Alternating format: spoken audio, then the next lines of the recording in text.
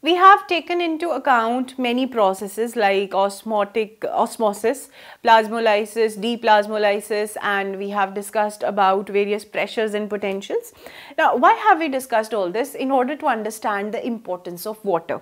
Now, you study the importance of water in chemistry as well, you study the importance of water in biology as well.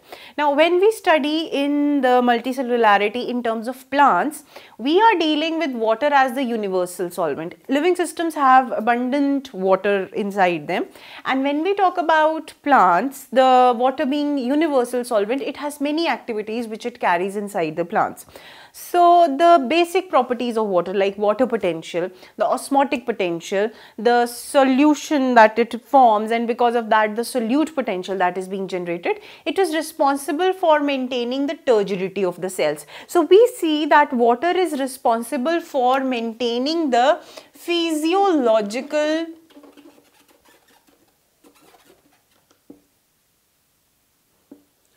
it is responsible for maintaining the plant cell physiologically intact, okay, because the cell sap, which is lots of water dissolved with the solutes, is responsible for carrying out all the metabolic activities which are present inside the plant cell.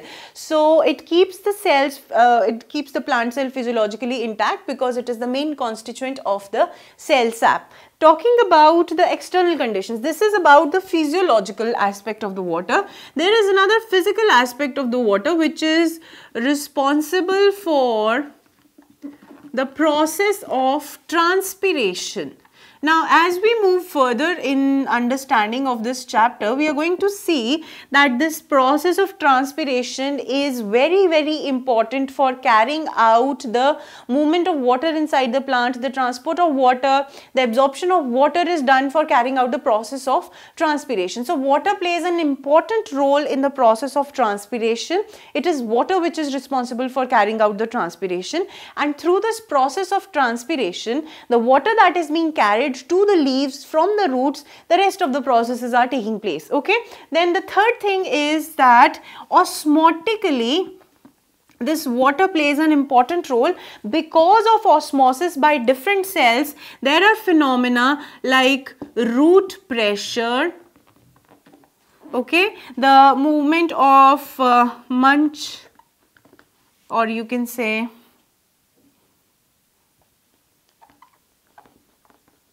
these phenomena we are going to study later on, but because of the osmosis where water is the universal solvent, the cells are active and they carry out the process of osmosis, due to which the root pressure theory, which is responsible greatly for absorption of water from the soil, it is because of the osmosis which is carrying out. And do remember, the driving force behind the osmosis is water itself. And apart from this, water maintains the cells turgid, due to which the leaves are having their shapes maintained and they are facing the sun, because of which the photosynthesis is taking place. The plants do not undergo wilting. So there is lots and lots of importance of water. This is just a brief idea that we have studied about the terms till now. It was primarily dealing with the water, though we were using the term solvent again and again. Do keep in mind, in terms of plant cells, that solvent is water only. Secondly, we have dealt with various things like cell sap, and we are going to deal with rest of the processes where water plays the crucial role, okay, because it is responsible for maintaining the turgidity in the cells, it is responsible for making the cell sap inside the plant cell, and it is responsible for carrying out the activity of transpiration where the plants are going to get rid. This is a completely physical process where the plants are able to get rid of the water. Because of this transpiration, there is absorption which is taking place, and because of the absorption which is taking place, the plant cells are able to maintain whatever water requirement they need. So we have lots and lots of importance of water. Few of them have been studied prior to this lesson, and after this lesson we are going to see the further importance.